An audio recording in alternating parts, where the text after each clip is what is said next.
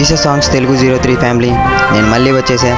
So previous వీడియోలో మనం ఏదైతే జతలు జతలుగా అనే చాప్టర్ని కంప్లీట్ చేసుకుని ఉన్నామో ఆ చాప్టర్ అనేది మనకి నోవాహుని దేవుడు జలప్రలయం నుంచి ఏ విధంగా కాపాడాడు, ఏ విధంగా జంతువుల్ని అలానే వారి కుటుంబస్తులందరినీ సేవ్ చేశాడు అన్నది మనం ఆ చాప్టర్ని చూసి తెలుసుకున్నాం.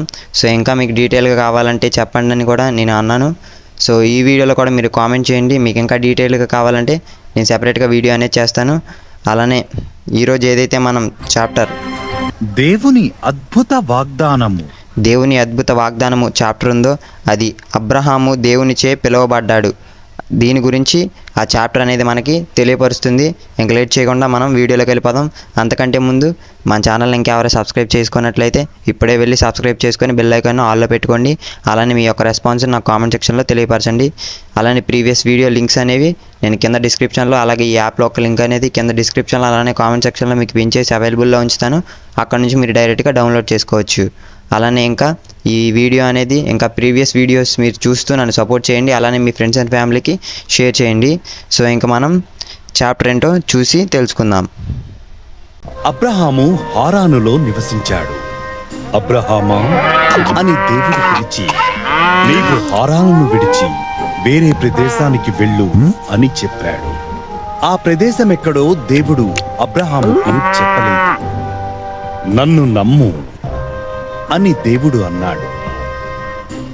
ఇలా చెయ్యి, నీ సంతానం గొప్ప దేశముగా మారుతుంది అని దేవుడు అన్నాడు. ఎలా అని అబ్రహాము అన్నాడు. తన భార్య అయిన శారా పిల్లల్ని కనలేనంత వృద్ధురాలు. నన్ను నమ్ము అని దేవుడు అన్నాడు. వాళ్ళు క్వశ్చన్ అనేది అడగడం జరుగుతుంది, మనం ఆన్సర్ చేసేద్దాం. అబ్రహాము ఎక్కడికెళ్లాలో దేవుడు చెప్పాడా? అవును లేక కాదు?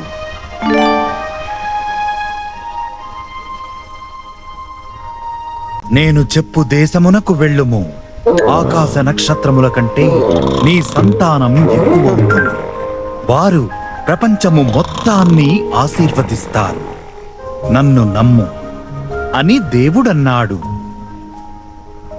కాబట్టి అబ్రహాము దేవుని నమ్మాడు.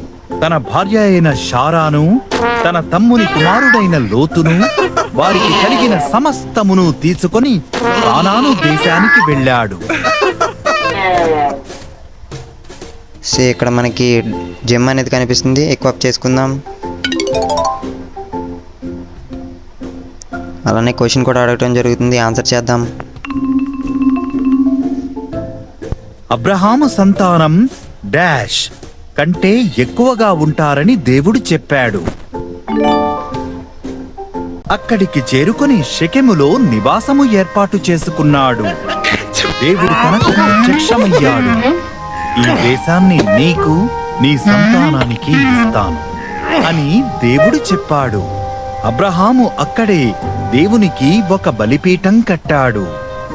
దేవుడు వాగ్దానము చేసిన దేశములో అబ్రహాము ప్రయాణించాడు. తాను దేవునిని నమ్మినందుకు ఆనందించాడు. దేవుడు వాగ్దానము చేసిన వాటన్నిటిని బట్టి మరొక బలిపీఠం కట్టి దేవునికి కృతజ్ఞతలు తెలియజేశాడు. దేవుడు వాగ్దానము చేసిన వాటన్నిటిని బట్టి మరొక బలిపీఠం కట్టి దేవునికి కృతజ్ఞతలు తెలియజేశాడు. సత్యం లేక అసత్యం? మనం థియరీ పార్ట్ ఏదైతే ఉందో దాన్ని విన్నాము. అలానే అప్పుడు దేవుడు అబ్రహాం పట్ల ఏ కార్యాలు చేశాడన్నది, ఎలా పిలుచుకున్నాడు అన్నది ఇప్పుడు తెలుసుకున్నాము. సో ఈ వీడియో కూడా ఇంకా డీటెయిల్గా కావాలంటే నాకు కామెంట్ సెక్షన్లో తెలియపరచండి, అది కూడా చేయడానికి ప్రయత్నిస్తాను. ఇంకా మనం దీని యొక్క కార్యాచరణ అనేది ఆడదాం. కథకు రంగులు వేయండి. ఇప్పుడు మీరే కళాకారులు. కథ నుండి ఒక చిత్రానికి రంగు వేయండి. తర్వాత దీన్ని సేవ్ చేసి మీ స్నేహితులతో పంచుకోనండి. సో ఇది పెయింట్ గేమ్ అనమాట. సో ఫ్రెండ్స్, మనకు నచ్చినట్టు కలర్స్ అనేవి వేయచ్చు. నేను ఇంకా మిమ్మల్ని ఇప్పుడు ఏదైతే ఇమేజ్ ఈ రకంగా ఉంది, సో నేను దీన్ని కంప్లీట్ చేశాక మిమ్మల్ని మళ్ళీ కలుస్తాను. నేనైతే ఈ రకంగా కలరింగ్ వేశాను ఫ్రెండ్స్. సో మీరు కూడా గేమ్ ఆడుతున్నట్లయితే మీకు నచ్చిన విధంగా ఆ యొక్క ఇమేజ్కి కలరింగ్ అనేది వేసుకోవచ్చు. ఇక్కడ నుంచి మనం మన గ్యాలరీలోకి సేవ్ కూడా చేసుకోవచ్చు. ఇక్కడ మీకు రైట్ సైడ్ టాప్ కార్నర్లో చూసినట్లయితే ఇక్కడ సేవ్ బటన్ అనేది ఉంది. దాన్ని క్లిక్ చేసినట్లయితే మనకి గ్యాలరీకి ఈ ఇమేజ్ అనేది సేవ్ అయిపోయింది. జూమ్ ఇన్ జూమ్ అవుట్ కూడా చేసుకోవచ్చు. ఇంకా మనం వెనక్కి వెళ్ళిపోదాం, ఎందుకంటే మనం కంప్లీట్ చేసేసాం కాబట్టి. సో